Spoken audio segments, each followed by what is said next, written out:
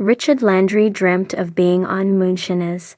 Get to know the award-winning distiller. It's a foggy morning in the backwoods of western North Carolina, and Richard Landry is already at work. Not with a camera crew or a script, but with copper, corn, and craftsmanship. The air smells of oak smoke and sweet mash. This isn't a scene from the hit Discovery Channel show Moonshiners, but for Landry, it may as well be.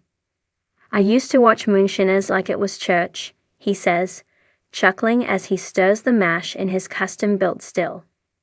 Every time Tim or Tickle fired up a run, I think, man, I could do that. I should do that. No, Richard Landry isn't just dreamy anymore. He's one of the most respected names in craft distilling. A two-time American Craft Spirits Association award winner and the proud founder of Black Dog Ridge Distillery, a boutique operation nestled in the Appalachians that churns out some of the smoothest, richest bourbon this side of Kentucky. But before he became a distilling phenom, Landry was just a kid with a stubborn streak, a fascination with firewater, and an old family recipe he wasn't supposed to have. From backyard brew to master distiller Landry's love for spirits, not the ghost kind, began in his hometown of Crowley, Louisiana. His great-uncle, a notoriously quiet man with a suspiciously well-tended shed behind his house, made moonshine the way his own father had during Prohibition. Landry was just 12 when he first tasted the raw, throat-searing White Lightning. A mistake, he'll admit, but a formative one. It burned like the devil, Landry recalls, laughing. But there was something about it. Not just the taste, the process. It was alive. That spark led Landry to experiment in high school, illegally, he admits with a wink, converting his mother's pressure cooker into a rudimentary still. It was awful, he says. Tasted like jet fuel and regret. But over time, and with enough YouTube tutorials and moonshine folklore under his belt, Landry got better. Then, he got good. After graduating college with a degree in chemical engineering, he considered going corporate. But the dream, to make moonshine, legally, professionally, and right, never left. The Moonshiners Dream. Landry credits Moonshiners, the long-running docudrama chronicling the real, and sometimes dramatized, lives of Appalachian moonshine makers, with solidifying his ambitions. They were outlaws, sure, he says, but they were artists, storytellers. Every bottle they made was a middle finger to red tape and mediocrity. He reached out to the show in 2016, pitching himself as a fresh face for the franchise. I didn't get a call back, he shrugs. Probably for the best. I was just a hobbyist back then. Not enough scarce. Instead, he focused on going legit. He moved to North Carolina in 2018, drawn by its liberal distilling laws and deep mountain tradition. There, he spent 2 years apprenticing under an old-school distiller named Earl Rabbit Latham, who'd been making shine since the Nixon era. Rabbit taught me everything, Landry says. How to listen to the mash. How to feel the proof coming off the worm.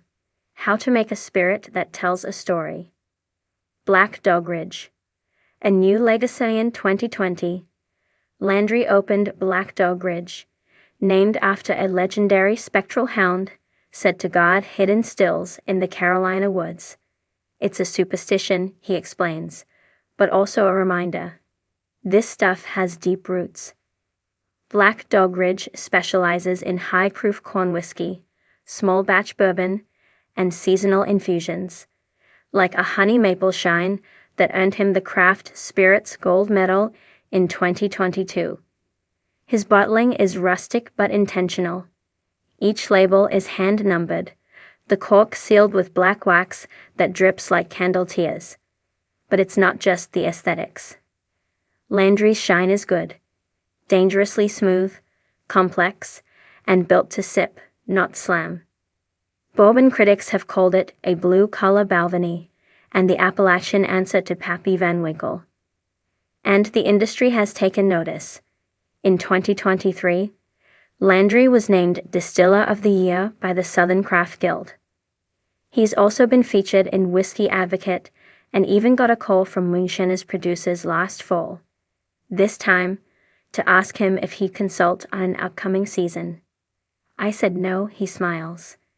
Didn't want to break the fourth wall. Besides, I'm living my version of it already. Moonshiner with a mission despite his success, Landry remains grounded. He still drives a beat-up Chevy Silverado.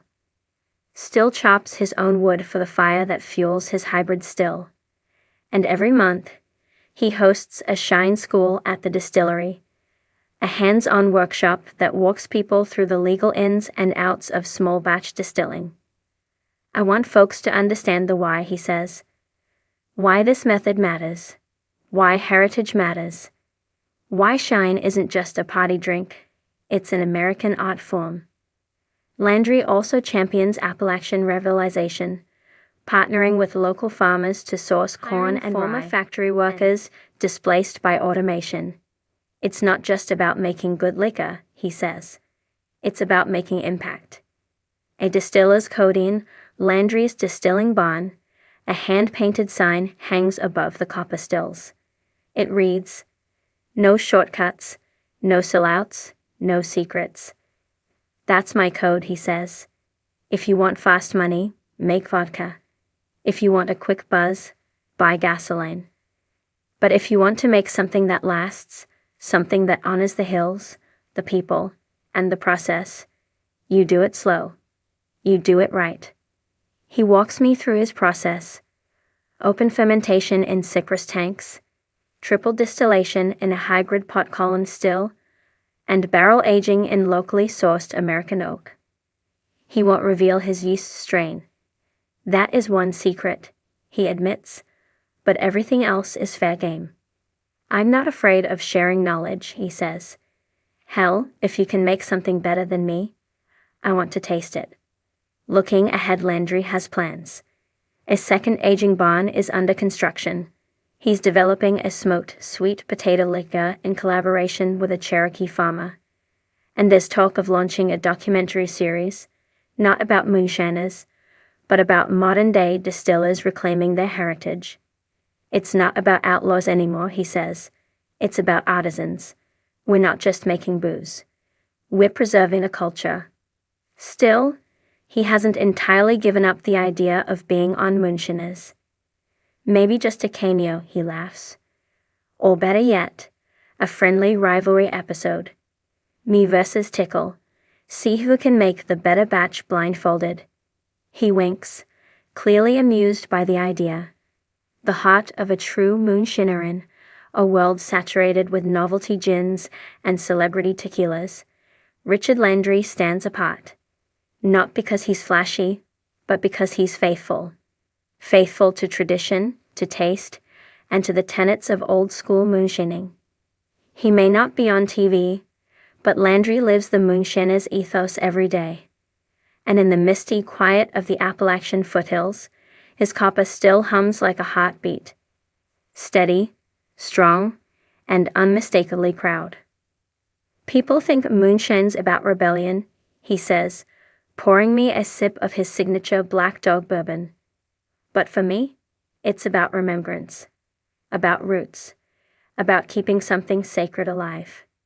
As the sun climbs higher, cutting through the fog and bathing the still in gold, it's easy to believe him.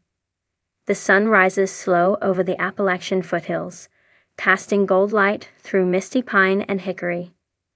In a clearing just off a winding dirt road, the soft hiss of steam and the clink of metal against copper signal the start of another day's run. At the heart of it all is Richard Landry, award-winning distiller, accidental entrepreneur, and a man who once dreamt not of Silicon Valley or Wall Street, but of something far simpler, a spot on Moonshiners. Yes, that Moonshiners. The wildly popular Discovery Channel show that turned backwoods bootlegging into a cable TV phenomenon. I used to watch every episode like it was a master class, Landry says, grinning behind a short, silvering beard. My friends dreamed of becoming doctors or astronauts. I wanted to be Tim Smith's apprentice. Today, Landry doesn't need TV fame to validate his path. As the founder of Landry Hollow Distilling Co., a small batch operation tucked deep in western North Carolina, he's built a legacy of his own, one bottle at a time.